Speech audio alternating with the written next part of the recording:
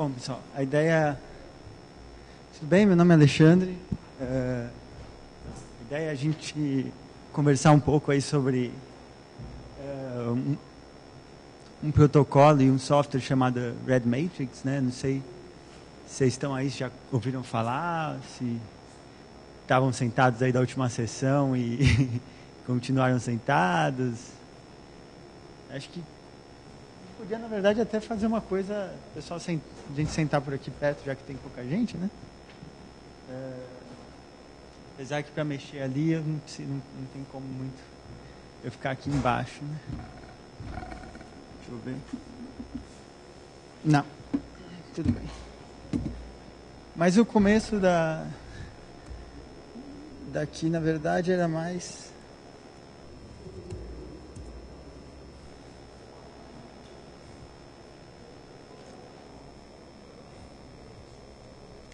Já adiantando um pouco, tem várias palestras nesse FIS, né, diretamente relacionadas aos escândalos de espionagem, a essa coisa toda de privacidade. Algumas palestras aí falam de sistemas seguros distribuídos. Essa é mais uma delas, mas talvez com um pouco mais de história, porque fala de um projeto que já tem 4 anos. Eu acho que não tem nenhuma palestra sobre o Toro aqui, que é um outro projeto também que já tem bastante tempo, né? Abriu, Judith? Abriu.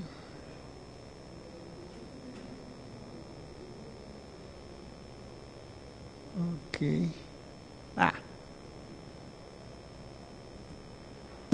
Na realidade, quando eu propus isso aqui, eu tinha proposto como uma oficina e eu não sabia que oficinas e palestras eram a mesma coisa. Então, eu realmente esperava que tivesse... A internet está funcionando, eu espero. Que tivesse um espaço para a gente sentar e pegar os computadores e brincar de instalar e de mexer um pouco na Red Matrix. Mas outra coisa que ficou difícil aí foi ler os resumos das coisas, né? Porque não tem impresso em lugar nenhum, mas eu vou até ler aqui. A ideia é assim... A ideia é realmente apresentar o que tem de diferente nessa proposta da Red Matrix. Ele é um software... ela começou como uma espécie de integradora de redes sociais, né? Vocês chegaram a conhecer o Friendica? O Friendica foi um dos softwares que surgiu junto da época que o Diaspora surgiu, softwares de rede social federadas, né? Redes sociais que você podia ter seu próprio servidor e interoperar com outros servidores, né? E o Friendica ele se desenvolveu em paralelo com esses outros projetos. Hoje está... Então, esse número de projetos de software de redes federadas multiplicou-se violentamente depois dos escândalos do Snowden, né? Muitos deles sem entender que isso aí sem entender o que já havia acontecido na história disso aí e para onde estava progredindo isso. Então, não só dos escândalos do Snowden, acho que você tem o Media Goblin, por exemplo, em cima de problemas com o YouTube, de censura no YouTube, problemas de centralização e do comércio, vantagens comerciais no YouTube, problemas com autores e essa distribuição de conteúdo centralizada. E nessa época que o pessoal começou a fazer esses softwares, quando surgiu o Diaspora, surgiu também esse outro projeto com um viés um pouco diferente, um pouco mais ambicioso, que era o Friendica. E o Friendica ele queria realmente integrar outras redes e focar nessa integração de outras redes e não em criar uma rede nova à parte, separada. E além de permitir, é claro, ter uma rede nova, que era a rede do Friendica. E ele conseguiu com muito sucesso e chegou num ponto em que o Facebook começou a ativamente bloquear os acessos de instâncias do Friendica, porque ele conseguia importar tudo e você conseguia trabalhar e colaborar e usar ele como se você tivesse conversar com os seus contatos no Facebook, como se você tivesse uma conta no Facebook. Você ainda tinha que ter uma conta, mas como se você tivesse logado e vendo a interface, usando a interface do Facebook, né? Sem necessariamente ter o mesmo para o Google Talk, coisas assim, né? E ele implementava todas essas coisas que, o Diaspora inventou a coisa dos aspectos, que depois foi copiada no Google Talk como círculos, né? E ele também implementou isso e tal. E ele acabou conseguindo fazer ser um software que realmente conseguia integrar o WordPress, Google+, Diaspora, LiveJournal, e você tinha um ponto onde você postava tudo, e isso era disseminado para todas essas redes. Então, em algum sentido, ele conseguia essa interoperabilidade de redes, né? Só que a parada que eles perceberam uns 2 anos atrás foi que isso não fez nada. Quer dizer, eles chegaram a um ponto de falar, ok, a menos de... Tudo bem, não temos uma interface bonitinha, isso era uma coisa que o Diaspora avançou bem mais do que eles, de ter uma interface bacana e tal. Mas eles tinham, ok, a gente conseguiu fazer um software que integra a gente com tudo e não mudou nada. Nossos dados continuam na mão desses caras todos, continuamos sendo bibliotados, monetizados, nossas vidas continuam sendo marcadas por todos esses sistemas. E a usabilidade, o significado mais amplo da web não mudou. Quer dizer, você continuava tendo silos, você só garantia que você estava em todos os silos, contribuindo com todos os arapongas que estavam disponíveis, né? Em algum sentido, eles acabaram percebendo que acabaram em algum sentido se derrotando nesse processo, né? E aí eles começaram a pensar, uns 2, 3 anos atrás, como é que eles iam superar essa questão. E perceberam que tinham realmente repensar o próprio funcionamento da web em termos de protocolos mais básicos e tudo mais, quer dizer, como construir em cima dos protocolos da web para construir camadas que ainda estavam faltando e não estavam sendo bem feitas. Então, você tinha já o OpenID, né, você tinha já alguns sistemas de identidade distribuída, você tinha algumas redes, essas redes federadas, o Diaspora, o Social Status Net, mas você não conseguia, por exemplo, ter uma identificação. Quando você estava numa dessas redes, você entrava num outro site da mesma rede e você era um estranho naquele site. Se você tinha permissão para ver uma coisa, você só conseguia ver essa coisa através do seu hub, do seu... Então, era um sistema muito parecido com o e-mail mesmo. Quer dizer, você tem o seu servidor e tudo que você faz é através do seu servidor, você não consegue interagir no servidor dos outros. Então, apesar de você ter uma experiência onde as informações no fluxo por trás estão distribuídas e federadas, você não tinha uma experiência de acessar a web como uma rede só, né?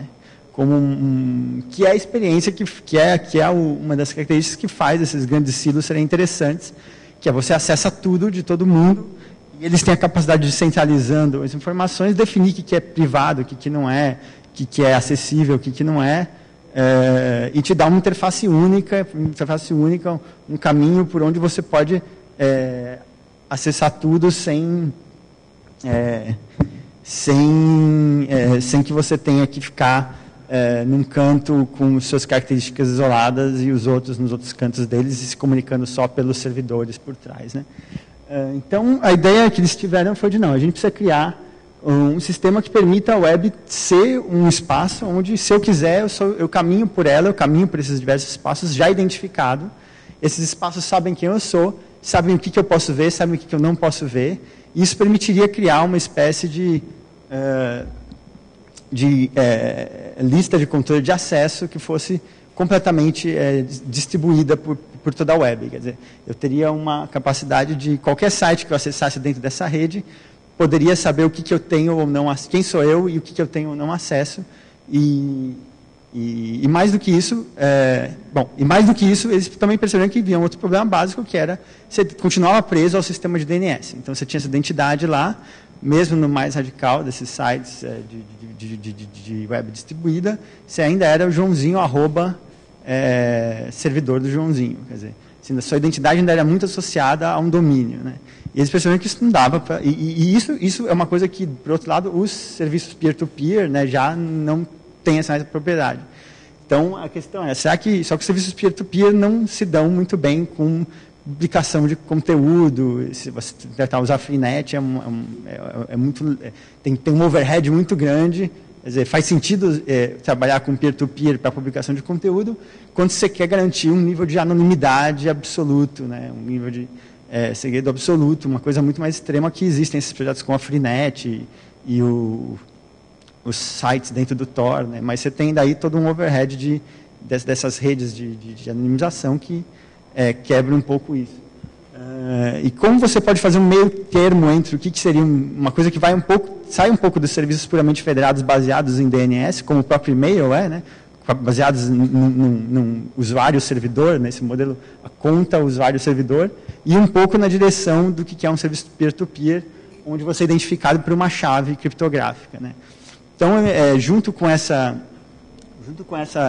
o que permitiu, inclusive, criar essa noção de lista de controle de acesso ampla, né, difusa, foi justamente migrado o modelo, e essa foi essa característica, migrado o modelo de usuário-servidor para um modelo de usuário em múltiplos servidores identificado através de uma chave criptográfica. Para isso, se teve que inventar um protocolo, que ele é inspirado em algumas ideias um protocolo de comunicação e autenticação, que é inspirado um pouco no OpenID e nesses protocolos que já existiam, mas que se livra dessa dependência de usuário-domínio, né? Esse protocolo chama ZOT. Ele é um protocolo, para comunicações seguras e descentralizadas, ele é um protocolo baseado em JSON, por causa dessa questão de escalabilidade, de ter overhead também. Afinal, a ideia é que seja um protocolo de comunicação em escala de toda a internet.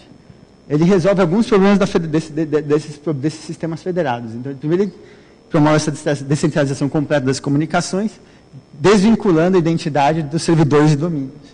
Ele tem mobilidade e clonagem de canais, então sua relação com o servidor é de ter uma conta no servidor. Mas, dada essa conta, o que você vai expor nesse servidor não é a sua conta. São canais que você pode ter em vários servidores diferentes. E esses servidores se sincronizam e trabalham juntos para expor esses canais. Então, se o seu servidor é atacado e cai, ou por qualquer motivo, esquece de pagar a conta e cai, mas seu canal tem outro servidor também, você pode continuar usando e interagindo com os seus contatos num outro servidor. Isso acontece de maneira direta. Quer dizer, se o servidor primário... Até existe uma noção de servidor primário, mas se ele não está disponível, os outros servidores vão buscar informações nos outros servidores onde o seu canal está clonado. Isso, na verdade, está relacionado a uma mobilidade, né? Você pode migrar os seus canais entre servidores. E isso permite, e em cima disso também, ele implementa uma situação de autenticação remota com interação reduzida. Quer dizer, através de cookies no navegador, ele permite que você entre num site com um URL que inclui uma das suas identificações, você acaba tendo identificações de canal /servidor, mas isso é meramente um ponto de contato do seu canal. O seu canal pode ter vários servidores. E se você acessar um outro servidor, o canal de outra pessoa, um serviço que esteja instalado, uma chat room, uma sala de chat num outro servidor de outra pessoa, que nunca te viu na vida, se você no URL tiver uma variável a mais que diz quem é um dos seus canais, esse outro servidor vai automaticamente procurar um cookie que, quando você se autenticou, é gravado no seu navegador e vai te autenticar diretamente. Então, você migra de servidores para servidores através de links de forma autenticada, sem ter que fazer absolutamente nada. Então, isso também, geralmente, bem nessa direção de dar uma ideia de que a web como um espaço único onde você pode caminhar identificado no sentido de que um canal, que pode ser um pseudônimo total, quer dizer, que não afeta diretamente a questão do anonimato, né? E você pode continuar, mas que você pode navegar para a web e ter suas permissões de acesso, suas permissões de privacidade respeitadas, né? A ideia era mostrar um pouquinho. Essa é a interface básica da Red Matrix, né? Então, ele tem um módulo de rede social, mas ele também não é o foco dele, quer dizer, não é um dos focos, mas não é o principal foco. Eu devia estar... Então, por exemplo, aqui eu estou mandando uma mensagem para um canal de suporte, por exemplo, estou tagueando o canal de suporte, e não sei se vocês conseguem ver, mas ele está em outro servidor. Então, ele tem um URL num outro servidor, mas ele, no final ele está dizendo que, passando uma variável ZID, que é a ZOT ID, como um dos endereços do meu canal. E se eu abro esse Arithmetic Support Channel, se eu clico nesse link, e se a internet funcionar, aí, ele vai abrir o ZOT Host, que é um outro site, que tem um outro tema, que poderia estar usando uma outra implementação do ZOT. Por acaso, a Arithmetic é a implementação de referência, mas tem uma outra implementação que o pessoal está trabalhando em Python também. E aí ele abriu aí um outro canal, um outro site, e você vê que aqui no cantinho ele está me mostrando que eu sou eu. Então é um outro servidor, então eu só cliquei em link, ele já sacou que eu sou eu, e já está me mostrando esses posts. Se tivessem posts privados, ou informações, ou serviços que não são acessíveis para qualquer um, que são de acesso restrito, eu tenho uma relação com esse site, e ele já sabe o que eu posso ou o que eu não posso ver, quer dizer, ele já atribuiu permissões para mim em função dessa minha relação. Se eu quiser ver a minha relação, por exemplo, eu posso voltar para mim, aqui ele tem sempre um link para o meu home channel, né, eu voltei lá, se eu clicar nas minhas conexões aqui, ele vai me mostrar os vários canais que tem em outros sites. E aí canais são uma coisa bastante genérica. Um canal pode ser uma página, pode ser uma pessoa, pode ser uma comunidade, pode ser, eles têm várias propriedades diferentes, podem se comportar diferente. Por exemplo, tem o canal de brasileiros na Arithmetic. Então, por exemplo, se eu editar aqui, que está num outro servidor ainda, que está no vilarejo. Opa.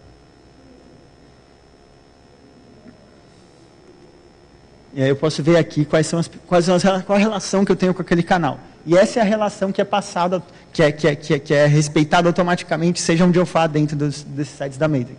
Então, quem pode ver meus fluxos, quem pode ver meus arquivos armazenados, quem pode ver... Essas relações são extensíveis também, você pode estender para outras funções de privacidade que você tenha.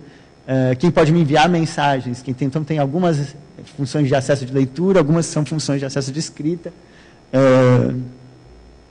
E quem pode encaminhar, isso aqui é a função que funciona para criar fóruns e grupos, é a permissão para que a pessoa encaminhe mensagens para todos os meus contatos. Então, o grupo é um canal que, ao receber uma mensagem, repassa essa mensagem para os canais que estão conectados nele, ou para um subconjunto desses canais a definir.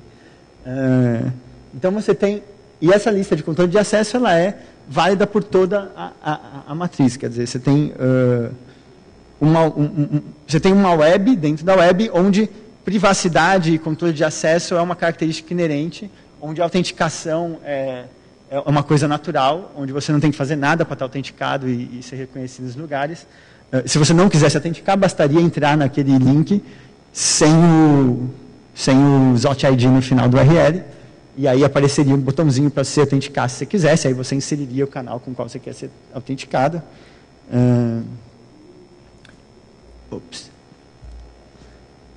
Então, voltando um pouco para a descrição aqui. Bom, não só controle de acesso e privacidade, mas isso tudo é implementado com o uso de encriptação e assinaturas. Então, todas as comunicações são assinadas com chaves do servidor ou do canal, dependendo do que for pertinente. Do servidor do canal. Para garantir a privacidade do suporte, segurança na autenticação e a validação das transações que ocorrem. Então, isso é o que permite esse protocolo ZOT, né? E em cima do ZOT começou a se construir essa implementação de referência, que também já é um produto, né? Que é a Arithmetic. E ela é feita... Então, ela tem ZOT, e o nome da peça é GotZOT, porque a ideia é realmente diferenciar quando uma aplicação, quando uma coisa tem ZOT ou não tem ZOT, quer dizer, onde ela está na web, onde ela está na Matrix. E ela é feita em LAMP, por uma razão muito simples. É um sistema que está muito disponível, então se você quer fazer um sistema que vai ser disseminado, que vai ser adotado em larga escala, é melhor você fazer ele numa coisa que qualquer pessoa possa ter certeza que no servidor dele ela consegue instalar. Isso tem uma coisa que quase todos os servidores têm, é PHP e MariaDB, MySQL. ela funciona com outros bancos de dados, funciona com Postgres, se não me engano, ou está sendo posto para funcionar, funciona com NGINX, claro, de servidor web, mas basicamente a ideia é que foi feito em PHP por essa razão. Né? O negócio está disponível e é absolutamente trivial, pessoal, todo mundo já sabe instalar aplicativos PHP, não tem segredo nenhum, não tem que mexer em muita coisa na maioria dos servidores disponíveis por aí. Né? A RedMakes implementa essa questão de privacidade, então controle de acesso distribuído na escala da internet, encriptação do conteúdo privado em trânsito e no disco, tem um módulo de encriptação ponta a ponta também. É claro que assim, tudo isso acontece dentro de um browser, certo? Então você está limitado também às condições, às competências e incompetências técnicas dos browsers. É claro que encriptação ponta a ponta usando browsers é uma coisa que tem certas vulnerabilidades, não é uma coisa perfeita. Eventualmente, isso sendo uma coisa, se tornando uma coisa mais disseminada, os navegadores podem começar a se interessar em, de fato, desenvolver uma maneira segura de fazer encriptação ponta a ponta dentro de navegador, que é algo que os navegadores, por alguma razão, até hoje, não se interessaram em desenvolver. Então, você tem que usar JavaScript de uma maneira mais ou menos vulnerável, digamos assim, menos segura do que seria se fosse uma coisa intrínseca dos navegadores, né? Como é o tratamento de certificados SSL, que é uma coisa intrínseca do navegador, então é feito de maneira mais controlada dentro do navegador, é mais seguro. Apesar disso, também, SSL, né? NSA e companhia, então está tudo dominado. Tem um diretório descentralizado, isso é uma característica que ele também tem de diferente, então realmente tudo no RedMatrix é descentralizado, diferente de várias outras redes que acabam tendo que ter um diretório central, até o próprio Tor tem um diretório central lá dos nós, para você conectar. É claro que é uma situação bem diferente, não tem muita relação, mas outros serviços de redes federadas têm diretórios centrais, além de não ter ZOT, acabam tendo diretórios centrais. Na RedMatrix você pode ativar o seu hub como sendo um diretório descentralizado, ele vai consumir mais recursos, é claro, mas ele vai se sincronizar com todos os outros hubs que ele tiver disponíveis e que conhecerem, vai formar um diretório que vai passar a servir para outros hubs. E você pode configurar outros hubs para usar ele como diretório deles e tal. Tem um mecanismo de temas. Então, no fundo, em algum sentido, o ZOT ele tenta ser uma coisa... A RedMatrix ela tenta ser, digamos assim, o Drupal do ZOT. Um sistema onde você pode criar vários tipos diferentes de aplicações, que tem vários recursos, já tem algumas aplicações nucleares prontas, digamos. O mecanismo de tema é bastante flexível, tem esquemas para configuração, derivação de temas. Os temas podem até ter efeitos sobre as funcionalidades do sistema. E aí as funcionalidades padrão que vem com o sistema é um sistema de páginas, que permite fazer layouts, menus, blocos, widgets para construir páginas. Um sistema de rede social, que é esse que a gente estava vendo aqui, onde você tem basicamente uma rede social, né? Como você gostaria.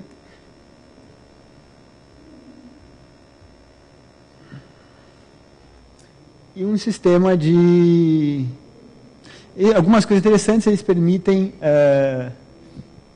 perfis múltiplos, então por ter essa capacidade de configurar as suas relações, por ter essa lista de controle de acesso global da internet inteira, ou da Matrix inteira, você pode reconfigurar suas relações para mostrar perfis diferentes para públicos diferentes, né? Então você pode ter múltiplos perfis.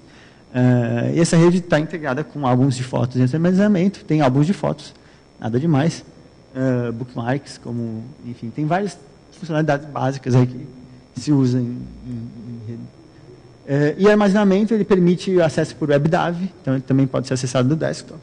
Uma série de coisinhas que foram implementadas, mas isso é mais para ideia, tipo de coisas que o pessoal já implementou em cima do framework da RedMatrix, construído em cima do ZOT. Calendário, com chat, com API para bots e tal. Tudo isso se beneficiando automaticamente. Essa que é a grande ideia desse sistema de autenticação, privacidade, distribuição, controle de acesso distribuído, diretórios distribuídos, enfim. Tudo isso vem junto quando você tem ZOT. E aí a questão... Bom, e aí a ideia era falar um pouco de como desenvolver para isso, quer dizer, como é um pouco a ideia, dar uma ideia um pouco de como é a comunidade que trabalha em torno da Red Matrix, um pouco como são o processo de desenvolvimento. Não é muito diferente do desenvolvimento de outros frameworks, se é que dá para chamar de framework, mas com algumas questões diferentes. Por exemplo, e uma questão que surgia é por que não se pegou uma coisa já muito bem desenvolvida como o Drupal e se portou para o Zot. E aí vem essa questão de que o modelo de identidade é tão radicalmente diferente que não é nem um pouco trivial você portar uma coisa. Todas as coisas têm que ser escritas e todos os módulos têm que ser pensados em termos dessa escalabilidade, porque você não tem uma garantia de que existe uma conta usuário no seu sistema, né? Todos os canais, suas relações, você mantém relações com chaves criptográficas e não com, na verdade, com identidades derivadas de chaves criptográficas e não com contas. Então você tem que ter toda uma outra lógica de processamento dos acessos, toda uma outra. Mais uma vez você tendo esse cuidado, você tendo esse entendendo o que é como você deve lidar com o tipo de acesso, com o tipo de usuário que você tem, né, com os diferentes tipos de usuário. Mesmo o usuário local, ele não é associado, quer dizer, o usuário local, quando está usando, ele está usando um canal, e o canal ele não é um usuário do sistema. O usuário é só uma conta que dá acesso a diferentes canais que podem estar ali, podem estar em outros lugares. Então, essa lógica a lógica do banco de dados, a lógica de programação do sistema em termos disso muda bastante e não dá para simplesmente fazer um plugin de autenticação para um outro sistema usar Zot. Assim, o Zot realmente ele requer você retrabalhar um pouco mais o funcionamento do sistema. Cadê? Aqui. Então, a comunidade que desenvolve a Red Matrix já tem alguns anos aí, e ela realmente só começou a ficar funcional e utilizável faz uns 6 meses. Então, foi um processo muito lento de desenvolvimento desses protocolos, de desenvolvimento dessas capacidades todas. Mas hoje em dia tem uma comunidade cada vez mais ativa, e tenho acompanhado faz uns 4 meses, assim, mais de perto, e tenho visto claramente que cada vez tem agregado mais contribuições bacanas. O código está todo no GitHub. As discussões de desenvolvimento acontecem dentro da própria Matrix, então se você entrando lá tem um canal que é o canal 1, o Channel 1, tem o Support Channel, então você vai se conectando nesses canais, né? E a comunidade, em parte dela, ela é parte da comunidade que trabalhava o Friendica e que deixou de trabalhar diretamente no Friendica depois de entender que a federação total, quer dizer, levado ao extremo a ideia de federação que estava sendo difundida, de simplesmente, se a gente fizer a web funcionar como um e-mail, a gente resolveu os problemas, eles perceberam que eles resolveram isso e não resolveram os problemas. Então, uma comunidade de certa forma saiu do Friendica e começou a trabalhar nesse projeto. E esses são os membros, aí tem commits no repositório central. Na última semana teve 8 pessoas, já tem um total de mais de 10 mil commits, então é um projeto bastante ativo. Na última semana são os últimos 7 dias. E, bom, a documentação, quer dizer, onde achar a documentação, onde achar o código, onde achar tudo para trabalhar isso. Bom, primeiro, qualquer hub da Matrix que você entre, ele tem um link aqui no canto que é essa interrogaçãozinha, e esse link é onde está, basicamente, o grosso da documentação do projeto. Essa documentação está toda dentro do próprio repositório Git, mas, além disso, tem um dos links aqui leva para aqui dentro da documentação técnica, você tem um dos links vai para a referência do código gerado pelo Doxygen, né? Mas aqui tem desde documentação de o que é o projeto, o que é o Zot, discussão do protocolo e tudo mais, documentação de uso, e aí explicando mais detalhes das funcionalidades, como ser um administrador de um hub, e a documentação técnica, que aí tem essa parte toda de desde como instalar, como criar widgets, criar plugins. Aqui ele vai descrever o que é. Tem uma... Cadê? Que abrir a implementação aqui. A especificação interessante.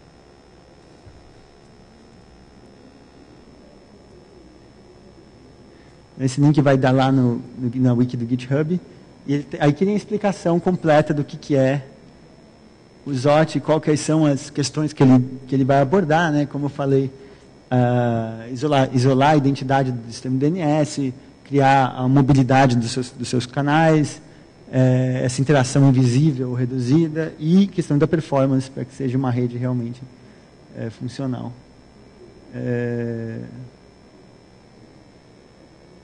Enfim, esse documento aqui, vocês podem olhar depois, tem, enfim, toda a definição do que vai em cada mensagem, quais são, o que é um post, como ele responde a uma notificação de que tem conteúdos.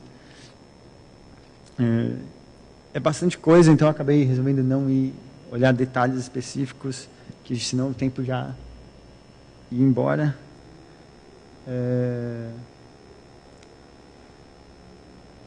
Meu Deus. O que faltou aqui?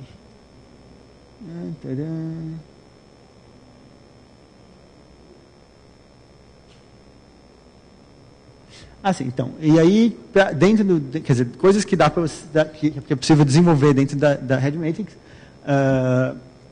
você tem desde temas e a questão das funcionalidades.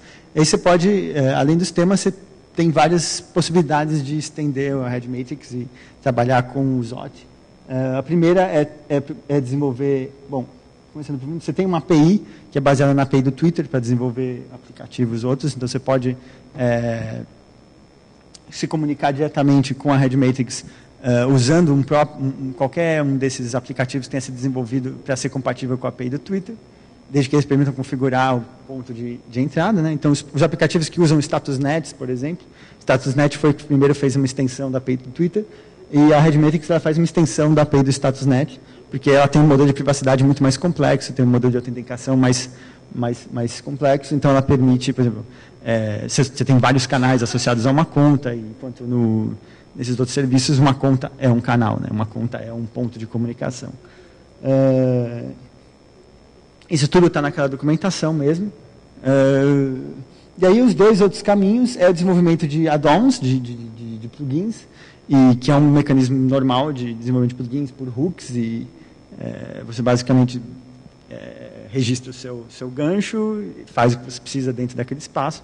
Isso está mais ou menos documentado, está sendo progressivamente documentado aqui em plugins.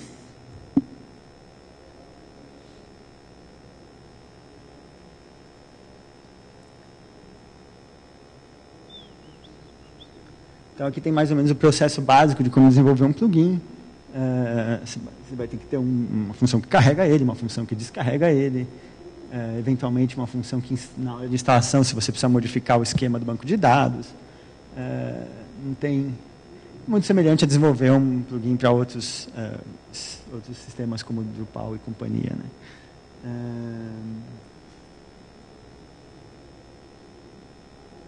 E depois você vai registrar nos hooks do sistema onde você quer achar, onde você quer interferir. Então aqui ele faz um plugin muito simples para... Está meio escuro, está meio claro demais, né? Está meio difícil de ler. Mas tudo bem. Ele vai fazer só um plugin muito simples para trocar nos posts. Nos posts aqui ele tem um local onde ele insere a sua localização. Então ele vai fazer um plugin onde a localização é trocada por uma cidade aleatória, né?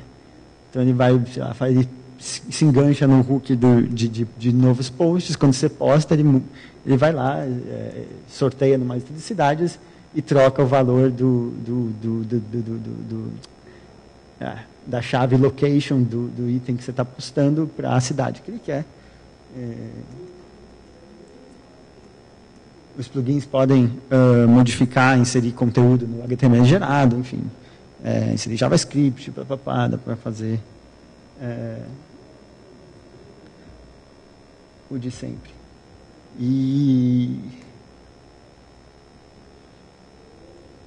E aqui no final ele vai falar de plugins avançados, que na verdade são a possibilidade de criar novos módulos mesmo. Então, como um plugin, dentro do espaço de plugins mesmo, você pode registrar um plugin que é um módulo, só muda que você registra um underscore módulo, né, no lugar de um underscore.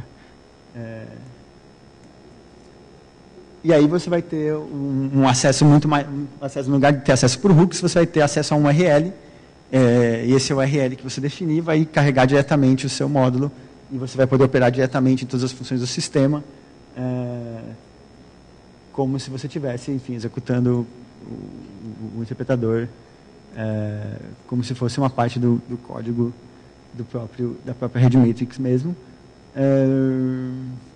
As funções do sistema estão... Ops. Oh, meu Deus. Cadê? Eu fechei. Ah, meu Deus. Fechou. Acho que eu apertei Ctrl W sem querer.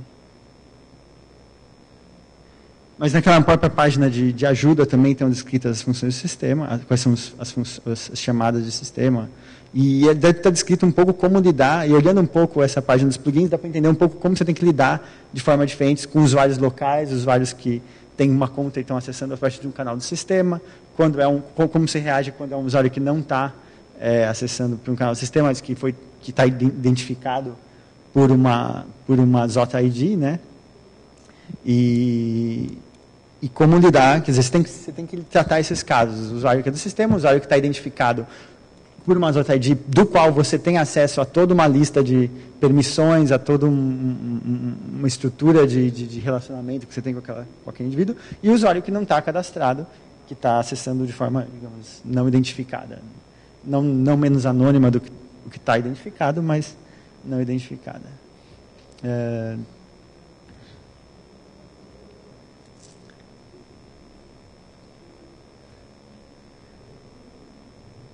Então, basicamente, o site de entrada, né, do projeto é redmatrix.me.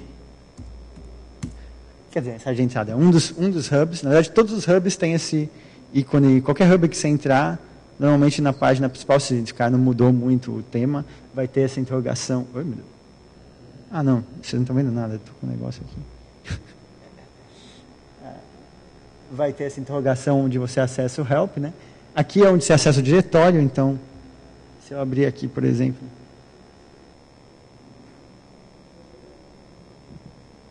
Bom, deixa ele carregando.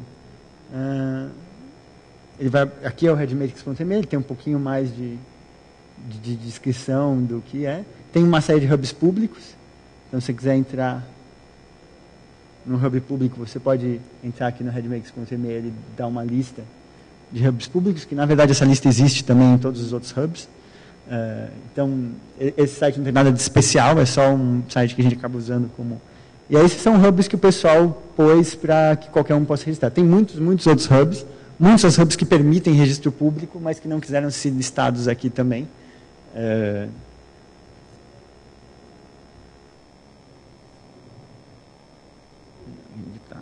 Demorou aqui.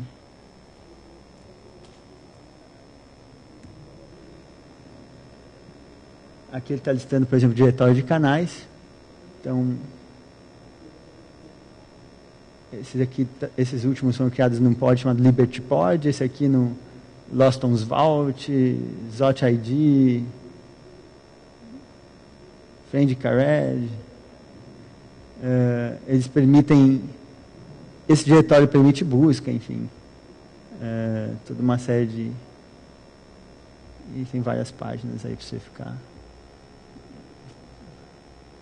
caçando o povo. Ele tem uma categorização por palavra-chave, que você pode pôr no perfil do canal e tal, que ele acaba trazendo aqui para o diretório também. Então, quando você cadastra um novo canal, se você não pedir para não aparecer no diretório, ele aparece aqui.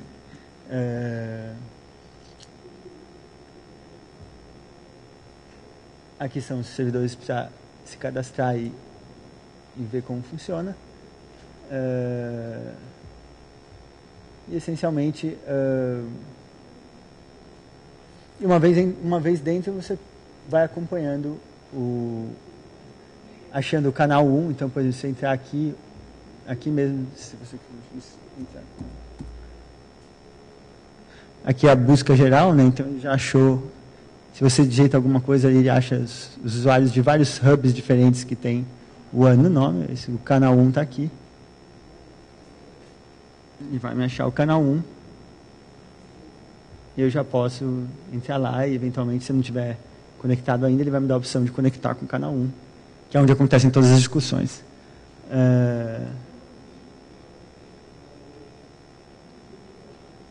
Bom, é isso. A ideia era realmente mostrar que esse projeto está sendo desenvolvido, mostrar como começar a contribuir, né? E eu estou por aí, quem quiser conversar, entender um pouco melhor. Como deu para ver, eu não estou há muito tempo envolvido no projeto, uns 4 meses, assim. Estou trabalhando com ele de maneira até profissional dentro de uma organização e tal, mas...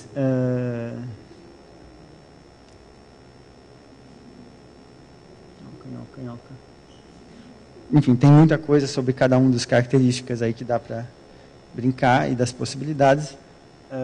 Como eu falei, tem uma implementação também do Zotin inicial em Python.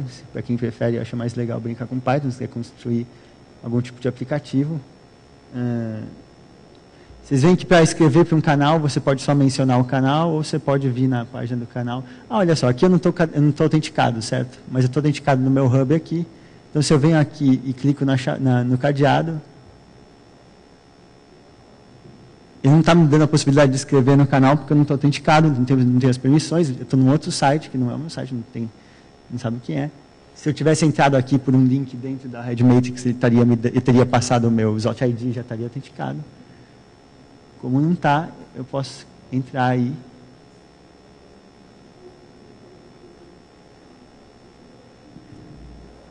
E lembrando, talvez um dos pontos importantes é que, apesar de se você for entrar e participar, você vai perceber e vai ter a impressão de que, não, a Red Matrix parece uma rede social. Na verdade, a rede social é um canal que a gente usa para comunicar, mas a Red Matrix, a proposta de criação da Red Matrix é criar realmente essa web com essas características que a gente quer tanto, de descentralização sem perder uma usabilidade e uma capacidade de privacidade e de controle. Então ele me dá aqui a autenticação remota. Ele só quer saber quem eu sou, não vai pedir senha, não vai pedir nada.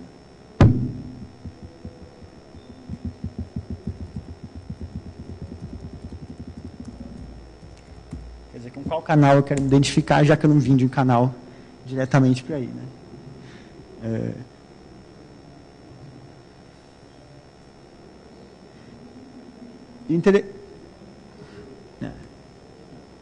Tá com Shabu.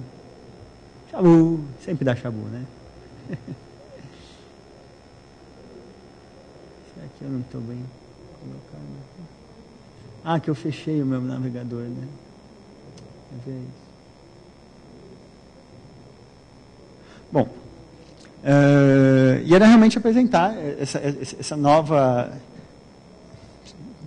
subweb aí, ou esse novo espaço dentro da web que está sendo construído, onde existe toda essa possibilidade de você desenvolver aplicativos já com toda essa infraestrutura, que dá um passo muito grande além do que são as redes distribuídas, federadas, que o pessoal chama, para dentro de um espaço onde uma web, onde você naturalmente já tem todo um sistema de controle de acesso, todo um sistema de comunicação privada, distribuída, que permite esse tipo de interação, onde você pode desenvolver aplicações que, ao mesmo tempo, são distribuídas, mas tem grande parte dos benefícios das aplicações centralizadas o suficiente para você conseguir fazer coisas como a Red Matrix.